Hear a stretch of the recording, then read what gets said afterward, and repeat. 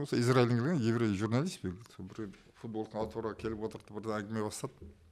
Сіздер қалай енді орталық Азияда су енді Сырдария талас не болып жатыр ғой, соны қалай соғыс болмайды дедім. Соғыс неге болмайды дейді, су қалай болады, біз дініміз бір, неміз біледі дейсіз. Наоборот, сондай діні бір адамдар қырып соғысады, кетмені бір-бірін өзбек, қырғыз, қазақ бір-бірін соғыспайды дедім.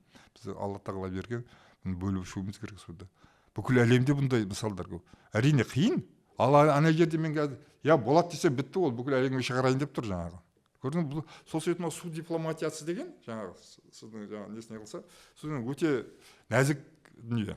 91-ші жылы осы орталық Азия елдері осы Сырдарияның су бөлу туралы келісімге қол қойылған. Біздің үлесіміз Шардараға жылына 12 куба километр су мол жылдары. Ол жеткілікті ма? Жеткілікті, соның ішінде арал бар, төртеуі. Ол бірақ енді судың әр жылға байланысты.